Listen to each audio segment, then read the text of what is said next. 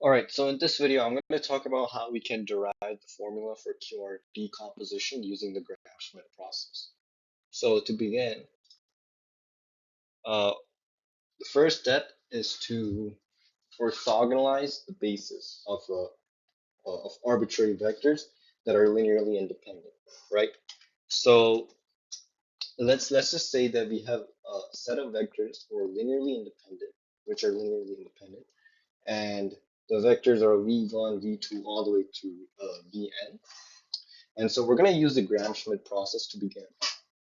Now, I'm not going to go too deep into the Gram-Schmidt process and how we can orthonormalize a basis. If you want to know more about that, you can look into that more in your own time. I'm not going to go too deep into that. And so, first of all, we know that when we use the Gram-Schmidt process, if we want to orthonormalize, if you want to find the orthonormal vectors, what we need to do is first declare that the first vector in our original basis right here is is the vector q1 where and so just FYI, the set of all orthogonal vectors is q in this case for our case. I just said that the set of all vectors are q, so we have q1, q2, all the way to qk. Right?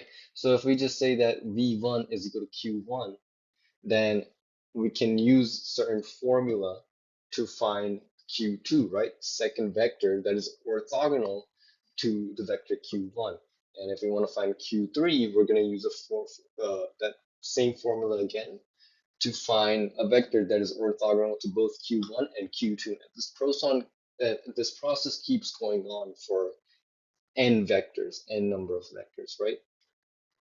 And so, as I said, to find the vector q2, which is the orthogonal vector to q1, we use this formula right here, where we have the vector v2, the original vector.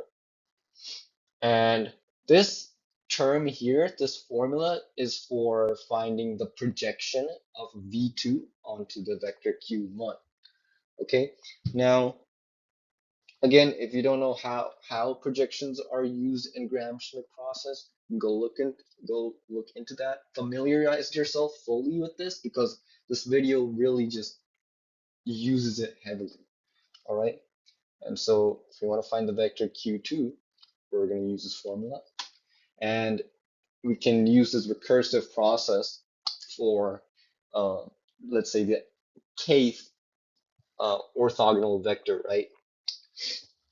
Where we have the original vector vk, and then all these other vectors, or let's say like for example we have q1 here, q2 here, right? All these vectors here are being multiplied by a coefficient, which is how you find projections. And this basically generalizes this is a generalized formula for qk. Now, to normalize an orthogonal basis, we use this formula. It's quite popular. We all know that if we want to find a normal vector, we take a vector and multiply it by the reciprocal of its magnitude, right? This is what it's saying. And so if we recall the original formula that we found in the last slide, right, where the kth orthogonal vector is equal to uh, this, then what we can do is basically simplify these projection formulas right here, these bunch of projection formulas that we have, these terms, right? We can simplify them more so they're much more easier to read.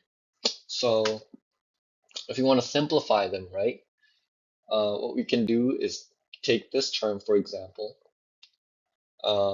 If in the denominator we know that we have magnitude squared, so easily we can just pull out one of the magnitude from the denominator like this, and this basically shows that it's being multiplied, that the vector q1 is being multiplied by the reciprocal of its magnitude, right? And that's the same thing as q dot k, right? Q dot k is the orthonormal vector, right? And since we have the orthonormal vector right here, we can further simplify this, right? Where we have in the numerator, we have the dot product of vk and q1, and in the denominator, we just have the magnitude of q1. Now, we can split this apart into the reciprocal of the magnitude multiplied by the vector q1, something like this right here. If you're having trouble understanding this, pause the video, try to work it out on a piece of paper, like try to convince yourself why this works. And so basically now that we have this, we know that the vector q1 that is being multiplied by the reciprocal of its magnitude, that is the same thing as q dot k, the orthonormal vector. And so we're just going to replace that with q dot 1. And this right here is much simpler than just writing this, right? Even though they're both the same, it's just much simpler in a general formula. So we're gonna just use this uh, in one of the terms for our general formula right here. Now, from the previous slide, we showed that the simple formula for the projection is equal to our original formula right here. And so this is quite helpful for simplifying the general formula right here. And so if we recall this formula, right, then we can just replace these complicated looking terms with these simplified terms, right? Because we know that this projection formula is just equal to this, right? So we can just replace all these terms with this. Now that we have this general formula, it's much more simpler looking. And so what we can do is take dot product of both sides of the equation with the orthonormal vector qk. Now, there is no specific reason why we do this. It just has been found that in order to derive the QR decomposition formula, we have to go through these steps, these arbitrary looking steps, but they do serve to uh, basically help us come to the formula, right? Now, what we know is that if we take the dot product, if we distribute this, because remember, dot product has a property that allows us to distribute the vectors, right? And so if we distribute this to all these remaining terms, except for vk, so if we distribute this, we get that when we find the dot product of q dot 1 with q dot k, since they're orthogonal to each other, that's just going to be 0. Same with taking the dot product of this with q dot 2, that's just going to be 0. And so that just keeps on going, right? So this whole thing right here is just 0. So we know that q dot k, and taking that its dot product with qk is just equal to taking the dot product of that orthonormal vector with vk, right? And so if we again recall our formula for finding for normalizing a vector, right? If we follow the same procedure as we did here by just taking the dot product of, instead of q dot k, we just take the product of qk this time on both sides.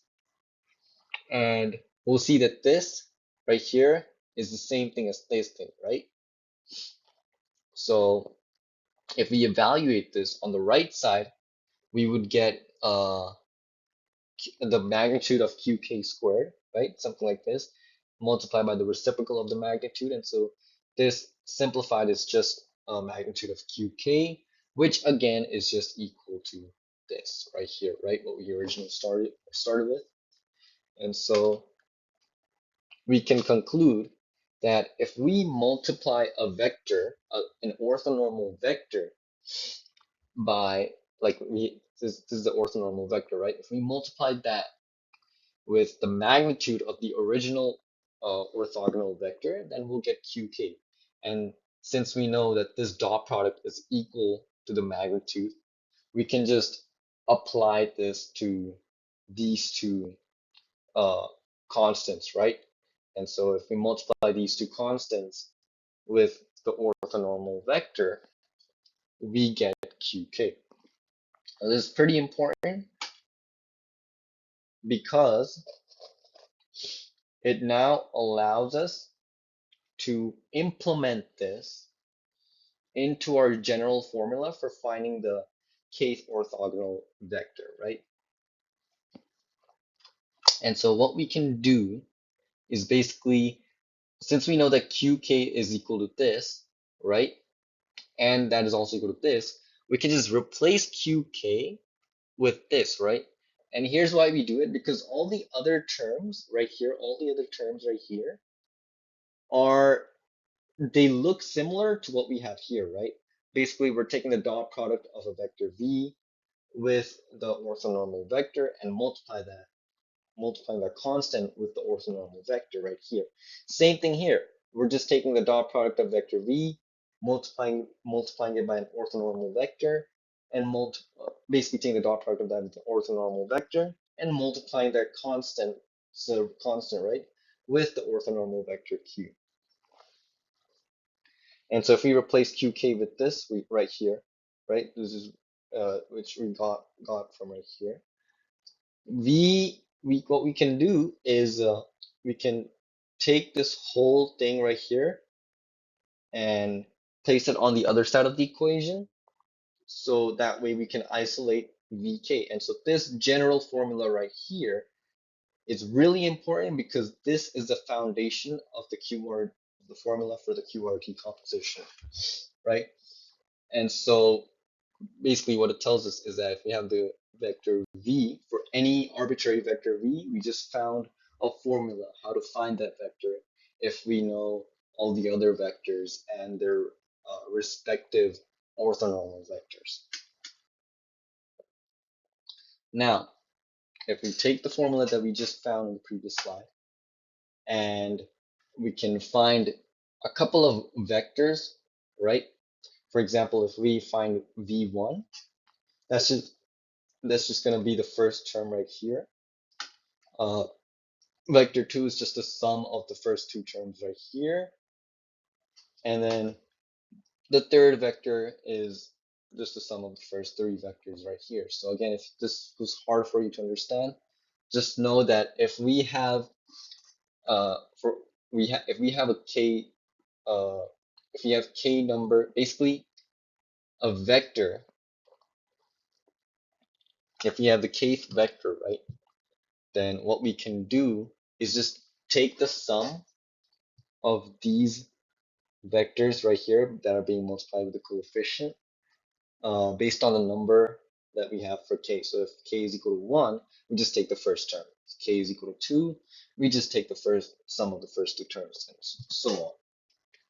Now, what we can do is basically organize the vectors as column in a matrix. So since, if you remember from previous slide, we found vectors v1, v2, and v3, put them in columns in a matrix, and we take their respective formula for finding the vectors. For example, v1 was equal to this, right?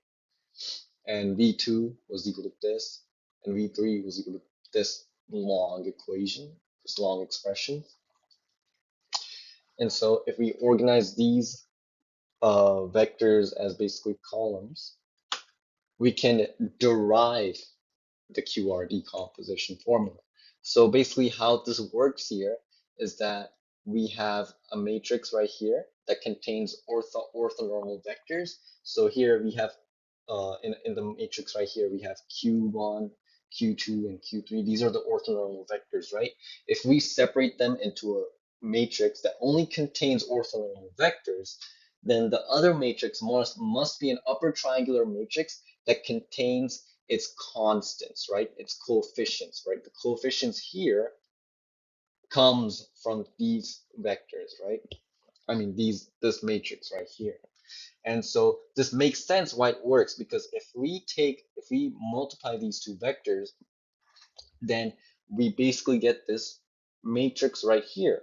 So for example, if we wanted to find the vector one right here, right? What we will do is basically take the first row and find the dot product of that with the first column. That's the basic matrix multiplication procedure, right? And so if we do that, we're gonna have Q1 being multiplied by this coefficient right here, Q2 being multiplied by 0, Q3 being multiplied by 0. So we're gonna be left with this, which again is equal to V1. Same thing for finding V2. That's gonna be in row 1 and column 2. So row 1 here being dot product and basically finding the dot product of row 1 with column 2, we get Q1, basically this coefficient being multiplied with Q1 plus this coefficient being multiplied by Q2 plus 0 multiplied by Q3, which is just this right here. And same thing for V3, right?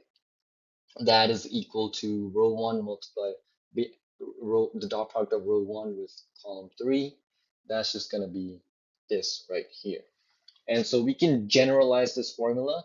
We don't have to keep it you don't have to restrict this formula just for three for a basis that contains only three vectors. We can generalize this formula to something like this, where we have n number of vectors, which are again linearly independent, and that is equal to the multiplication of a matrix that contains orthonormal vectors, Q, matrix Q, right?